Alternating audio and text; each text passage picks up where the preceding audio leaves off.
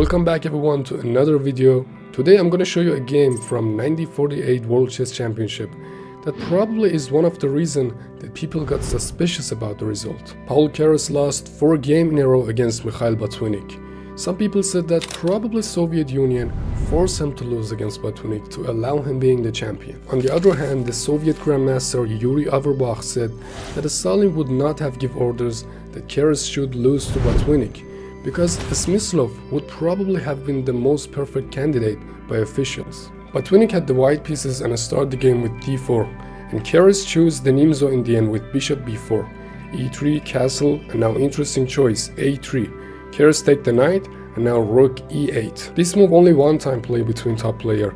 The main line is c5 or b6, bishop d3, knight c6, knight e2, b6, e4, knight e8, castle, and now bishop a6.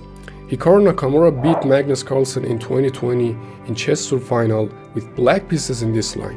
After rook e8, Botvinnik played knight e2. We have e5, knight g3, d6, bishop e2, and knight d7. The better idea was b6 or knight c6, but we have castle, c5, f3, and now a mistake from Keres, c takes d4. And the reason that this is a mistake is when your opponent has the bishop pair, it doesn't make sense to open up the position. Also, one of the idea behind the c5 is to fixing the c4 pawn.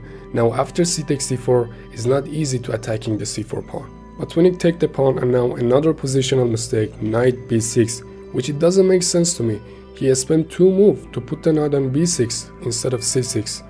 The best idea was knight f8 to put the knight on g6 or e6. But when he played bishop b2, e takes c4, and now e4. Not e takes c4, because black can play d5. After c5, knight c4, take, queen c2, and queen d5, black is completely fine. Keres played bishop e6, rook c1, and now very strange move, rook e7. Queen takes d4, and now after queen c7, white is close to winning. Paul Keres analyzed all the game in this tournament, and he said I forgot that white can play c5 here. After d takes c5, rook takes c5, the most obvious move for me is queen d8, but he played queen f4, bishop c1, queen b8, and now a beautiful move, rook g5. Keres made a huge mistake and played knight d7. And now Botvinnik shows why he was the best player for a long time and played rook takes g7. He take the rook, and now knight h5. Black can't take the knight because the knight is pinned, so he has 2 choices. If you go back, after take, bishop b2 mate is unstoppable.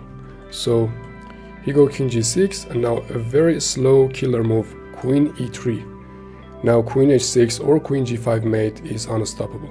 Thank you for watching the video. Please like the video and make sure that you subscribe the channel.